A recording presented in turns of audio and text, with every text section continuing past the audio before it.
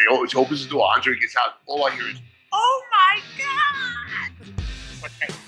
He was like bigger than life, that guy. He was 7'4", like 5'30", 5'40". Now, I got to ask you, because I know you've traveled with a bunch of different legends, so I got to ask, what was it like traveling with Andre the Giant? You got to have some great stories about that.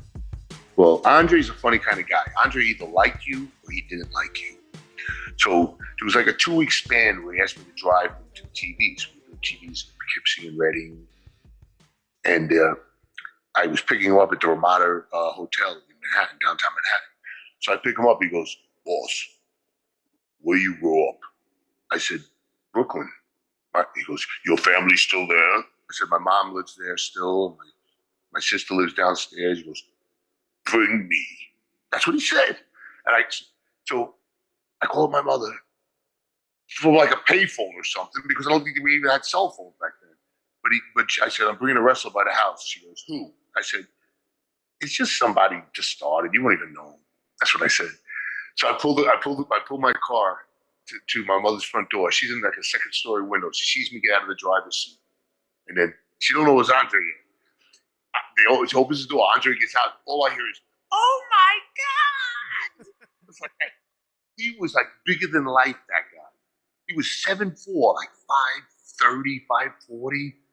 I mean, he couldn't even turn doorknobs in a hotel. And we had rotary phones back then. He had to use a pencil. He was a big son of a gun. He really was. He liked me. A lot of people he didn't like. He didn't like the practical jokers.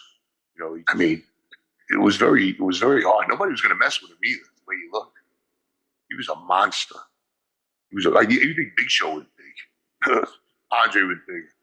And then if another giant came in, when John Studd came in, Andre didn't like it. So Andre was like leaning on him and trying to make him look bad and bullying him and trying to get. He's the only giant. He doesn't want other giants. So it was interesting. It really was.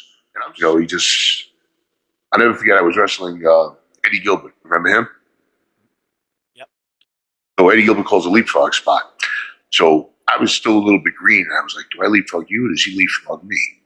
So when he throws me in, we both leapfrog. We're like a bunch of idiots, you know. So he gets mad at the end of the match. You know, he beats me. We go to the dressing room. He starts screaming, "You fucked up! You did this! You did that!" Right in front of Andre. Holy shit!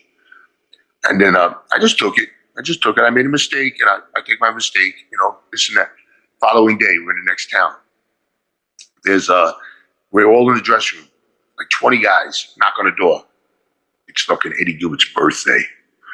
There's a big cake. This girl hands me this cake, says, "Can I see Eddie? Can I see it?" I said, "I'll give it to him." I walked up to Eddie, and I put the cake right in his face. I said, "Yesterday." And he gets up to fight. Andre goes, "Boss, sit down. You deserve it." Okay, Eddie sat down real